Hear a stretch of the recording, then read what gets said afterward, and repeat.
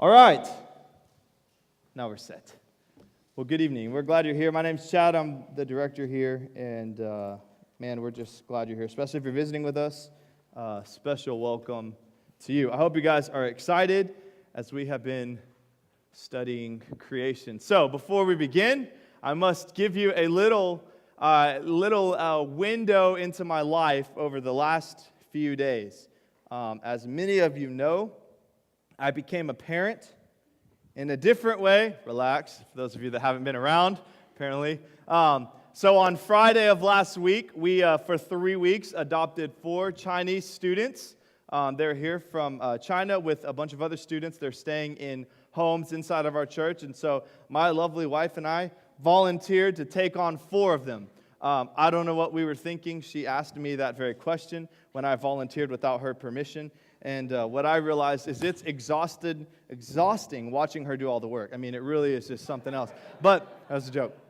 But we've adopted these 4 boys, and so they've been staying in our house. They've been sleeping. They've been eating all of my food, including my snacks. And so it's been quite of an adjustment. So that's kind of been my nights and my mornings. And then during the day, we've been doing this crazy thing called VBS. And so during the mornings here at work, where I work on a daily basis, there are 2, 3, 4, sometimes 8, it feels like, 1,000 kids roaming around this building. And I have had the honor, privilege, challenge, frustration, fill in the blank, of teaching 30 second graders. Lord, help them. Amen. That's what their parents were saying. I mean, it's just been crazy. And so that's kind of been my life. I have been on the parent track in 2 forms, and it's been crazy. So for the Chinese students, they're not here tonight. Sarah's home sick, so we gave them the night off. You guys will get to meet them next week. But I walk out, this was Friday, Saturday, on Sunday, and they go, Chad, or call me Dad. Sometimes it sounds the same, so we don't know. It's really cute. But they go, our clothes are drying. And I go, oh, okay, great, that's good, awesome. I'm just assuming they know what a dryer is. Well, they go, is this okay? And so they walk me to the front door, and I walk outside my front door, and lined up all the way down my front yard are their clothes, their shirts, their shorts, their underwear, their socks, and everything in between. And I sat there, and I looked at it, and I thought, man, there's so many moments, there's so many little teaching things I could do right now. I could also just let it stay there and just let the neighbors think we're weird, because they probably already think that, and it'd be okay. So I did what all good husbands do, and probably what all good fathers do. I walked back inside, and I said, babe, you got to teach them how to use the dryer. And I went to the room. All right, and she did, and she loved it, and it was great. So that's kind of, on that side, those are just one of many stories of things that have been happening. And then on the other end, is VBS and these 30 second graders. Now, I think that I'm a pretty strong guy. Okay, I'm not like a bodybuilder and thing, but, I'm cut. I, look really good and all this. But I tend to take care of myself. So I think I have a little bit of strength inside of me. Well, I realized quickly that these little second graders, I thought, man, no problem. Like a little kick there, a little push there. I can control them, right? Well, 2 or 3 of them, no problem, right? I can stiff arm them and do the whole. Well, I realized that 30 of them times like 60 pounds is a lot of weight. And I quickly realized, man, when they team up on me, I am like this weak little vessel, and I am stuck underneath this pile of second graders, just literally with my hand out begging for mercy. And so it has just been kind of one thing after another, and I'm learning a lot about parenting, and you can be confident that because of these adventures, there will be no kids coming anytime soon. So please rest that weary. But that's been just a little bit into the life of what my week has been like, so there you go. It has nothing to do with what we're going to talk about, but I just thought you guys wanted to know that. So let's dive in. We've been studying creation. Who knows what day we're on? Okay, some of you are confused. That's cool. We're on day 4. So if you've missed these, I encourage you to go back, get caught up. There's been some really good stuff as we've been digging into scriptures and really trying to figure out what's happening, what God is teaching us through creation, and we won't review everything, but I do want to recap a couple of things. On day 1, we learned a couple of key things, and the first one is the scripture opens with "in the beginning," and we learned that the word beginning comes from the root word raha, which means at some point. So we don't really know when it was all created. We simply know that God did it, and we can rest knowing that, is the word. We can rest knowing that the Lord's in control. We also saw that in the beginning, God created. And that word created is used in two different ways. This is very important. You have two words. You have the word created. The first one is bara, and the second one is asa. Bara means that God has created, means he has put together, he has made out of nothing something. And then comes in the word asa the rest of the way through Genesis 1, which is a second type of make. So we use this illustration of making a bed. You use a hammer and a nails, or you buy it from IKEA, but you put your bed together one time and it's now done. But then every day after you wake up, hopefully you do what? You then make your bed. But you don't use a hammer and nails, right? You simply fold the sheets and the pillows if you do that. And what are you doing? You're preparing it to go back to sleep. And so God is doing the same thing through creation. He has once made creation, and now he is making it, or in essence, preparing it for us. He made it, now he's preparing it. Now we're in the middle of that preparation. And then we saw on day one that God created light, which is really exciting because we're going to talk today about God creating the sun. And there's this great, interesting, what did he create the sun? The light, was it first? I don't know. I'm confused. We're going to look at that tonight. It's going to be exciting. Day two, God talks about cutting water in two.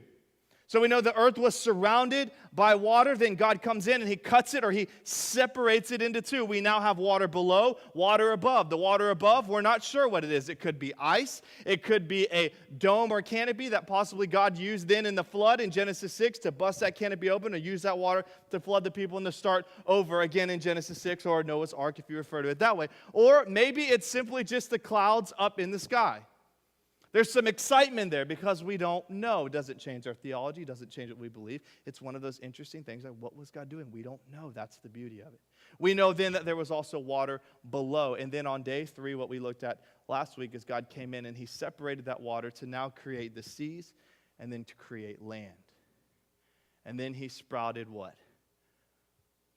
Food. Okay, maybe one of y'all were here last week. And then he sprouted fruit. He sprouted vegetation. So for all of you vegetarians in the house, it was you first who helped us understand what food is. And then about 1,600 years later, steak came in the picture, and all of us are very grateful we were born now. Here's the key to all of this.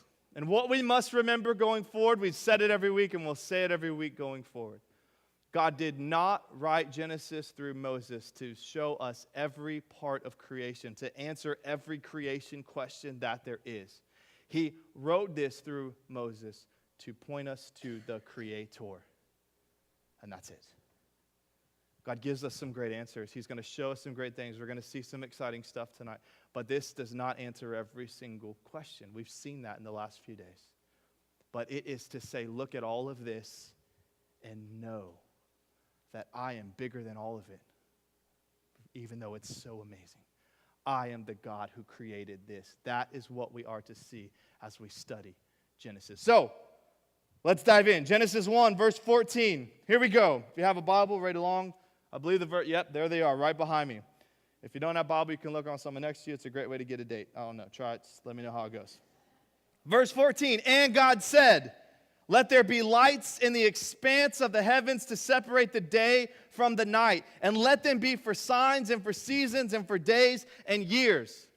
All right, we got to stop. As always, there's a lot going on. First, it says, and God said. Every single week at the beginning of each day, God has put these words into motion in our text, and God said. What do we get from it? When God spoke, it happened. His words have weight. They have power. What I want you to see tonight is there was no time, okay, other than possibly a 24-hour period as the sun went up and the sun went down. But there was no days, there was no weeks, there was no process happening here. God spoke and it came into existence. Do you get that? There was no process. Out of the mouth of God came all the things that we have and will study. And God said, let there be lights in the expanse of the heavens to separate the day from the night. This is crazy. What God has done is he has taken light, which came in day one. He took this light, and now he's going to attach knowledge to it. Think about it for a second.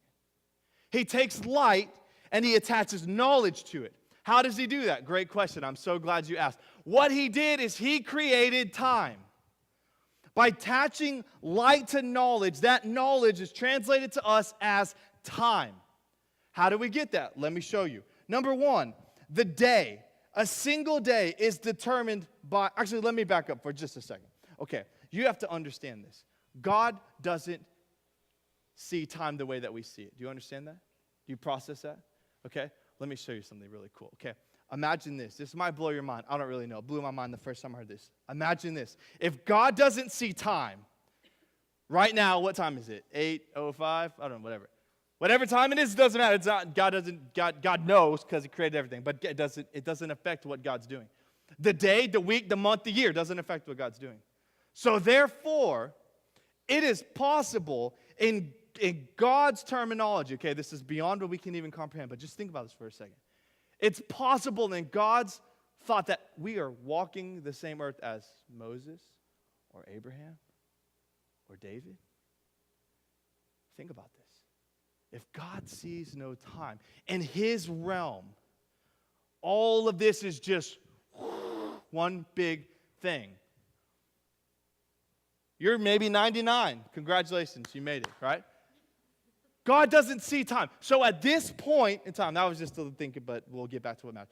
At this point in time, there is no time set in motion. What God does then is he takes this light and he says, now I'm going to attach it to knowledge, and by attaching it to knowledge, I'm going to give these guys time. So how does this work? Let's think about a day. How do we determine a day? Right? The sun goes up and the sun goes down. Is that right? Wrong. You're all wrong. I knew I was going to get you. The sun doesn't move, guys. Come on. The earth does. Hello. Gotcha. Yeah. I had to look it up too. I'm not going to lie, but it's cool. Whatever. What happens is the earth is rotating, or maybe it's going like this. I don't really know. We're not scholars here. But the earth is rotating, and so as it's rotating, the sun and the moon are staying put, and so we're watching. I don't have to explain more. You get it. That's how we get a day. The sun goes up, the sun goes down. How do we know that, right? God says it at the end of every day, and then there was day, and then there was night on a fourth, third, fifth, sixth, seventh day. It went out of order, doesn't matter. That's how we get the day. How do we get the month? From the moon. Did you know that? We get the month from the moon. Right? A lunar month is what they call it, right? So we determine a month simply by how the moon moves. How do we get a year? Think about it. Yeah, just do like that, right? That's a pretty good answer. Something's going to happen, right? Something was spinning. How do we get a year? Well, the earth rotates like this, okay? It spins, but then it also is on an orbit. So as it goes around, it takes 360. Y'all are so smart. 365 days to go all the way around. That's what gives us a year. How do we get the seasons? Man, what an awesome question. Y'all are so smart. You didn't say the answer. We get the seasons because as the earth is rotating on its axis, this orbit, it puts it at different distances from the sun, therefore provides the seasons, right? Hot, cold, medium, or in Houston, just hot, however you want to look at it, right? But that's what creates the seasons. So let me ask a question. Where do we get weeks from? Ooh. Where do we get? It's the star, like maybe the North Star, or maybe right, we'll just do this. Something like this happen. You know where we get weeks from? Right here, Genesis 1. That's it. No other determination of weeks other than God created 7 days and then started over. Isn't that wild? So all of those that don't believe in God or atheists, they are acknowledging, no, at least for this, just like when you write the year on your checks. I know it's kind of dying, but if you write checks, every time you write the year, you're writing 2013 years since Christ, right? Every time we acknowledge a week, we're acknowledging what God put in motion in the first 7 days of creation. Interesting. I think it's cool, but it's cool. Just roll with it. And then it says, and let them be for signs and for seasons and for days and for years. And the signs, and I got to be honest with you, I did a lot of research and I really tried to dig in and find something just really that made sense. And I really didn't find a whole lot, but the best way I can translate this for you, and again, you may need to just kind of study this on your own, but I think of what happened when Jesus was born, right? And God used the star to lead the wise men to where Jesus would be. And I think of it that way, that God would use things like that to fulfill his plan. It's the closest thing I come up with. It might be something for you to research, but And God said, let there be lights in the expanse of the heavens to separate the day from the night and to let them be signs for seasons and for days and for years. God put knowledge to light, and that knowledge is time. And he created it from light. It's interesting. It's amazing, actually. Verse 15, and let them be for lights in the expanse of the heavens to give light upon the earth. And it was so. What was it to do? To light the earth. During the day, it's really bright. During at night, you can still see, though, right? Because of the moon. Now we've kind of jacked it all up with all of our lights and stuff. But if you were in the country, anyone ever been in the country, seen all the stars? All right, it's so awesome, man. Houston and Katy are horrible, but whatever. You still see, though, don't you? You can't see as much, but you can still see. They were the sun and the moon created to give us lights. Verse 16, and God made the two great lights, the greater light to rule the day and the lesser light to rule the night, and the stars. Oh, man. Okay, check this out. Two lights. Who's confused now? Who was here for day one? All right. Roll check right now. Okay, yeah. Yeah, all of you that weren't here should feel real guilty. Come every week, all right? You missed good stuff. Day one, God created light. Bam, it happened. But there was no mention of sun. And then here comes day 4, and God said, I created the greater light and the lesser light. The sun and the moon, right? Okay, so how does this work? How is there light without the sun and sun without light? I'm so confused. Here's what it is. There's 3 thoughts here. Every week there's kind of been one of these. There's 3 thoughts. The first one was that the sun was actually created in the beginning. Genesis 1:1, in the beginning God created. So the thought was that it was already set in motion. The sun, the earth, we talked about this last week, they were already set in motion. They were created, and then God spanned it on a certain part of land. That's some people's thought. So day 1 would simply be the sun was rising. God said, let there be light, and the sun rose. That's one thought. Sounds crazy to me, but that's one thought. And then on day 4 simply was the naming of the sun. Okay, that's one thought. Maybe that's you, I don't know. And then the others think that day 1 was when the sun came. And God said, let there be light, and boom, the sun was created. And then on day 4, God simply just named it, and that's the sun and that's the moon, but the lights were already there. Maybe that's a thought. Here's what I believe. I believe the sun was actually created on day 4. That on day 4, when God said, and let there be a greater light and a lesser light, boom, they were there. But on day 1, when God said, let there be light, there truly was light without him. We see in Revelation, towards the end of Scripture, God says that he will light the earth without a sun. It'll simply be from his glory. And I believe that's what happened. That on day 1, light was created. But remember, we talked about light being so bright, and we all say, oh, it'd be so cool to be there when God created light, and then we realized, no, it wouldn't burn our face off. I think it was like that. Here's all this light from this magnificent God who created all these things. And then he said, oh, but my people can't handle this, so I'm going to diffuse the light. And I'm going to bring it into 3 objects, a sun, a moon, and stars. And I believe that that's what God did. You may have to discover that for yourself, but looking at this context, that's what it looks like to me. And so God, for us, again, he's sawing the world. He's preparing it for us. He takes this light that we couldn't handle. He diffuses it down to a sun and to a moon, and then also the stars. And it's so crazy. Listen to this. It says, the greater lights to rule the day, the lesser lights to rule the night, and the stars. Did anybody miss that when we first read it? Did you catch the stars? It's almost like a little slip in there, a little afterthought. Oh, by the way, I created the stars. Have you ever thought about the stars? Probably not. So let me read you some facts, because this is like my favorite thing to do during this series. Check this out, all right? Let me teach you about the stars and pretend like you're interested. I had a really big coffee. I was telling Derek this was a bad idea. Stars are huge in size, but so far away that they appear small to the human eye. Okay? So what you see up there, the little twinkle, twinkle, little star, is actually a massive, massive star, okay? Hydrogen, full of all kind of stuff. It's crazy. The second thing, it is estimated that there are more stars than grains of sand on Earth. Hello. I don't know how they measured that, but it was a realistic sight, and it looked and sounded crazy. So I wanted to share with you. There are roughly, check this out. We live in the Milky Way. That's our neighborhood, by the way, up in space. There are roughly 100 billion galaxies like the Milky Way, and inside of each galaxy, there are roughly 100 billion stars. And the stars. Stars flicker to the human eye, but it's not them actually flickering. It's they're so far away, the turbulence and the things in the way make the light actually look like it's flickering as it's passing things in space. And roughly every second, a new star is created. Man, it's amazing. And then the sun. If the sun were hollow, it would take 1 million Earths to fill it. The sun is 27 million degrees Fahrenheit. Okay, you think Houston's bad. The sun is the closest star to the earth, and the light from the sun hitting the earth is actually 30,000 years old. Think about that. That's how long it takes to get to us. Without the sun, we cannot have life on earth. We understand that, photosynthesis. And the sun is 4 times larger than the moon, but 4 times further away, which is why they appear to be the same size. Now, why did I tell you all that? Because of this.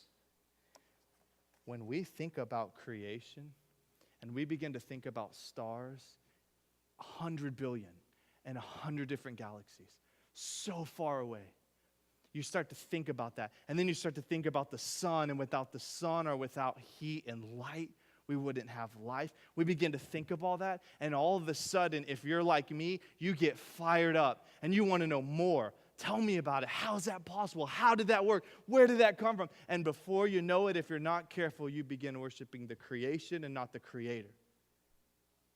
And this is the point. And this is why, in verse 16, it doesn't say, and God made the 2 great lights, the sun and the moon. It says, and God made the 2 great lights, the greater light to rule the day and the lesser light to rule the night. Why? Because in this time when Moses was writing this text, there were 2 gods that were primarily being worshipped. Ra, which is the god of sun, and Tha, which is the god of the moon.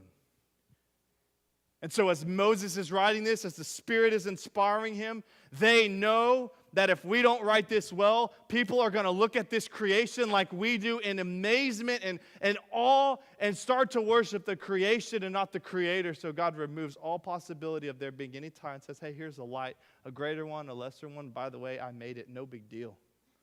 No big deal. How do people worship creation? You think about that, like, do they really get on their knees and pray to the sun and the moon? Some do. Some did. Some probably still do. But the truth is, where we have to be careful, it's not the direct, it's the indirect. For instance, someone that maybe is an extreme environmentalist. We should always take care of our environment. We should be cautious of that because God created it for us. But man, you can go overboard. The next thing you know, you catch yourself worshiping the creation, not the Creator. Astrology. You start thinking about the stars and the moon and all of that, and we lose focus. See, that's the point here. It's not about actually worshiping the sun. It's letting that fall into place just like any other idol. And God says, lesser light, bigger light, no big deal. Just remember, I created it. Romans tells us all of us will either worship the creation or will worship the Creator. That's it. Verse 17. And God set them in the expanse of the heavens to give light on the earth, to rule over the day and over the night, and to separate the light from the darkness. And God saw that it was good. God set it in motion. He set it in place. Why? Because He loves us. He did it for us. He did it for us. To rule, to dictate. One is greater than the other. The sun overpowers the moon, doesn't it? It's brighter. Therefore, we work during the day and we rest during the night. See, now with technology, we could light any room and make it day or night. You would never know. But back then, you worked during the day because you could see. And at night, you rested because it was harder to see. See, God gave us this rhythm. We take all these things for granted. He gave us this rhythm. Now hear me. If you work nights, please understand this doesn't mean that you're in the wrong. But understand, God created it that we would work and that we would rest. Did I just say that? You bet I did. God created us to work. Genesis 1, before sin, man was working, okay? You ain't getting out of it. Get over it. God created this rhythm that we would work and then we would rest, that we would work and then we would rest. Why? Because he loves us. He could have made us work 24/7. What a life, right? Some of y'all almost have that life, I understand. Man, imagine if there wasn't rest and we worked 24/7. No, but God doesn't do that. He loves us. He created the light to dominate and the moon to come in, to work and to rest, to work and to rest. And then God saw that it was good. Why was it good? Because it was good for man. Because of the light, we can see this beautiful creation. We don't take it in as much as we should. Every plant, every tree, we can see it. Why? Because God lit the way so that we could see what he did. It's good. And then he created that rhythm. In essence, he created time so that we could work and be productive. It was good because it was good for man. In verse 19, God signs off, and there was evening and there was morning, the fourth day, a 24-hour cycle. What does all this mean? What do we do with this? Here's the thing. God gave us this incredible gift, the incredible gift of time. Of time. Through light of all things. God gave us this gift. And we are to take this gift and we are to use it wisely. Imagine if we didn't have time. Think about it for a second, if we can even process that. What if we didn't have time? When would we work? When would we sleep? How would we have a schedule? How would we know when to meet? Would we get anything done? I would argue that we wouldn't. What if we didn't have time? But we do, because God loves us. He cares enough to say, I'm going to take this and I'm going to give this to my children because they need it. We need structure in our lives. We need time. Imagine if we didn't have it, it would be a mess. But like all good gifts, they must be used properly. And some of us tonight, we can listen about creation and we can hear some interesting facts and that can challenge us. But the reality is, when it comes to how we use the time that God gave us, we are not using it well. I'm young. I got plenty of it. I'm good, right? No, you're wrong. Man, this is a gift. And here's the thing. When we stop seeing time as a gift from God, we no longer use it properly. Everything is a gift from God, including time. Every minute of every day that you use, that is a gift that God's given you. He could snatch you away at any second. Right now where you're seated, he could take your life. Right now where you're seated, you could fall over dead. Every second, every minute, every day, every piece of time is a gift from God. And we are to use it wisely. Not good, not well, not so. No, we are to be wise with every minute because it's a gift from God. And the truth is, some of us tonight, most of us tonight, just need to hear that a God up there created all of this to be used well. How much do you work? How much do you sleep? How much do you work out? How much time do you spend watching TV or looking at Facebook or Instagram or whatever little thing that you do?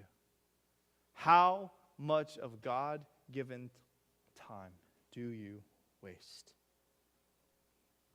There will come a day when most of us will beg for more time. I wish I had more time. I wish I had just one more hour, one more day, one more month. I wish I had more time. God has given us this gift to be used wisely. And some of you, man, you think about time, you go, that's great. But the reality is, I've been working this time.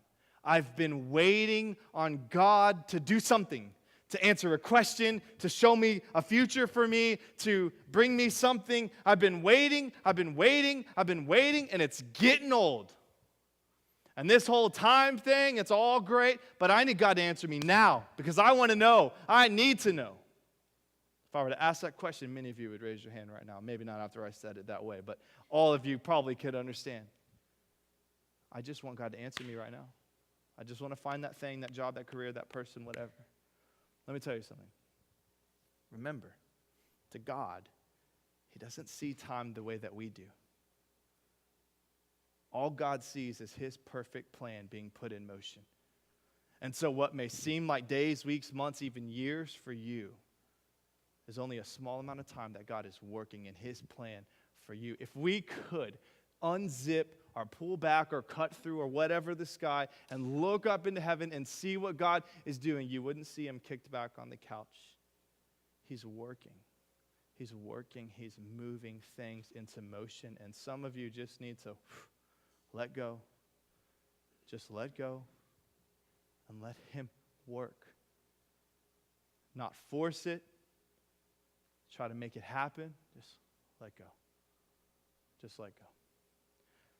So this week, while we were working with our VBS kids and then our Chinese kids and running back and forth and wondering why I said yes to any of this, I'll be honest, I just kind of started to whine a little bit. Why am I doing this? Why? What was I thinking? I could be doing a million other things. And I got a little whiny. I know it's hard to believe. And I was in the VBS room with 30 kids, which just is a picture in itself. But I was in there, and I noticed that all these, the second grade, so they're like 6, 7 years old, there was these certain number of girls that kept, the little girls, that kept wanting to just come up and hold my hand. And I kept pulling up. So it's I don't think this is appropriate. How do I handle this right now? Am I breaking law? I mean, I don't know. I really have never been around 7-year-old. And so the whole first day, I just was kind of in my pocket, hey, well, I mean, I was just trying to, I didn't understand. And then after the end of that first day, I went back to the office and my coworker was next door and I just said, what do I do? How do I handle? And she's like, Chad, that's what they do. That's the age that they're in. And she said, I want you to watch something tomorrow. Watch how many of the girls that grab your hand get picked up by a dad. And I said, okay. And I did. Now, that doesn't mean that their dads weren't around because it was during the day, but there were many dads that came to pick up their children, but not a single one of the girls of the 4 or 5 that were trying to hold my hand got picked up by a dad.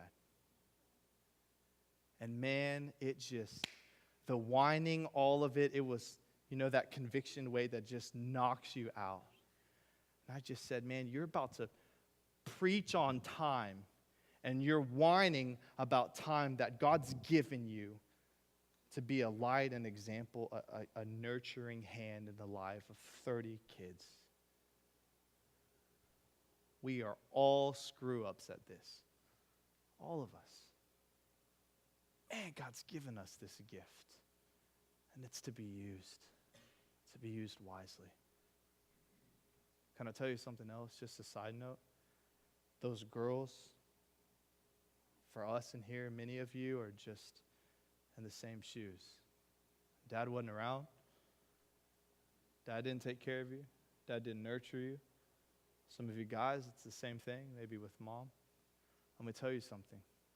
There is only one person in the world, in the universe, that can fill that void, and that's God Almighty.